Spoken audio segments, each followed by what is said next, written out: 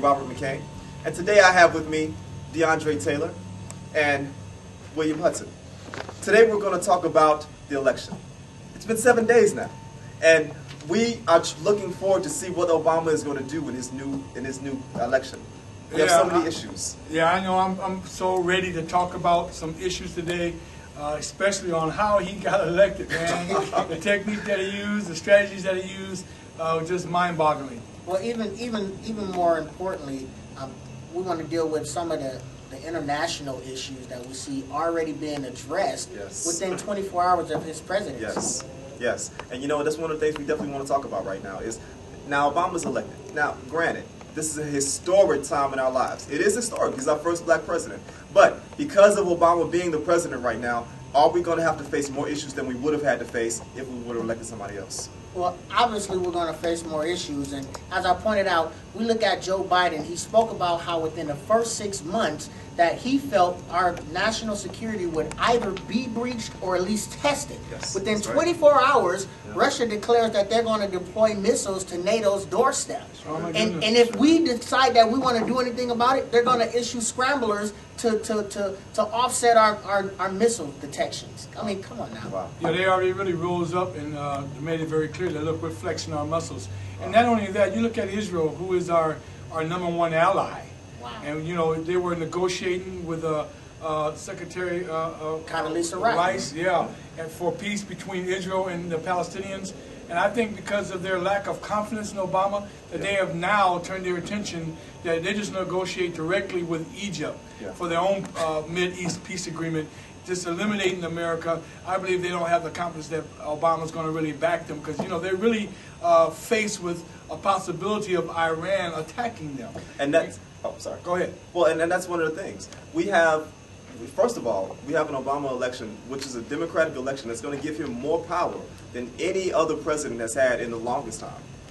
Power to pass bills and laws to really affect our nation in a big way. And we've given all this power to one of the least qualified candidates that we've had as well. And that's an issue we definitely have to look at. But let's be mindful that we do have a government support, a governmental staff supporting behind Barack Obama. It's not just him, thank God, making all of the decisions for our nation. Oh, I know that's right. He does have at least some good advice. we'll really be in a bad situation now. But bottom line is, McCain, we do know he had experience. He's been a part of the Senate for 20 plus years. So we know that. But now that Obama is in the office, we just have to look at ways that we can help him run his office better. Well, you know, one of the things, and I hate to digress, but I'm going to digress.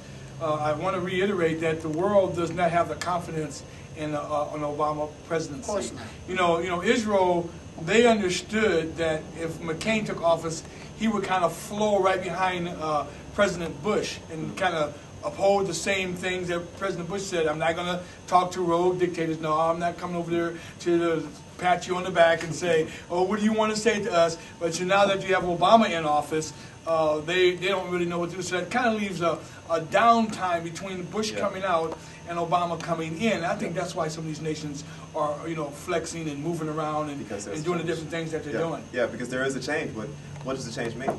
Well, this is what the country want to know. What does this change mean? Is it going to be a radical change, or is it going to be, you know, something I think the real change is really just a change of color. You know, here you see people crying on TV, and I thought to myself, what are they crying for? I feel like now I can be the president too. I did not get my self-worth from Obama being voted in as the president. Not at all. I've already had my self-worth for many, many years, and I didn't become successful because Obama became the first black president.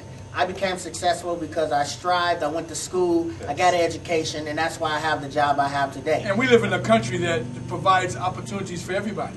And for them to think that, oh, now, all of a sudden, because he's got voted as president, now we have opportunities that we never had before. Hogwash, we've always had opportunities. How do you think he even went to law school and graduated? Absolutely. And let's think about how he even got elected. I think one of the issues we have is that the Republican Party did not do a good job of pushing their message. We are still a conservative nation. We still have godly principles, and we still have godly values. But no one in the Republican Party took an opportunity to push conservative efforts. And you know, you got to really look at that. The things that were on the ballot for this election, The homosexual agenda, the marriages, they did not pass. Yes. I mean, they passed, but they passed to keep it between a man and a woman. Now, Obama is for that agenda. He is for opening it up so everybody can have the same rights, but apparently our nation doesn't want it. Absolutely. So, But I think what happened though is because of that, it shows that the nation didn't want it, but he used the technology that was available to get voted in. Yeah. I mean, he won. I think that the split was 69 million people for Obama, 61 million people for McCain. So that's, 8 million people more voted for Obama.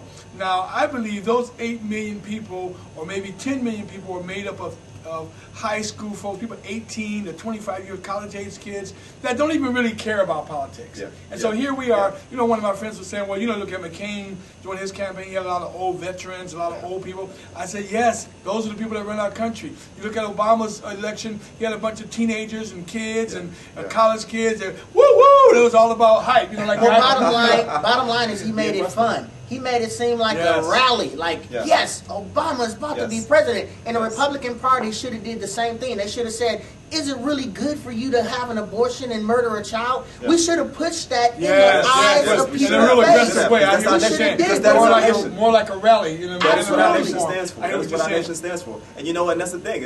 It just like you're saying, it was based on whether we liked Obama or not. We really liked him. So he needs to be the one that we vote for. But we have to, for a president, the most important job in our nation, it has to be based on what he will do for our nation.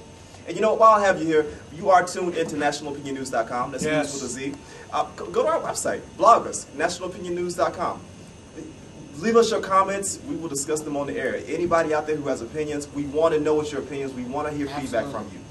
Call us, let us know. Email us, let us know. Thank you.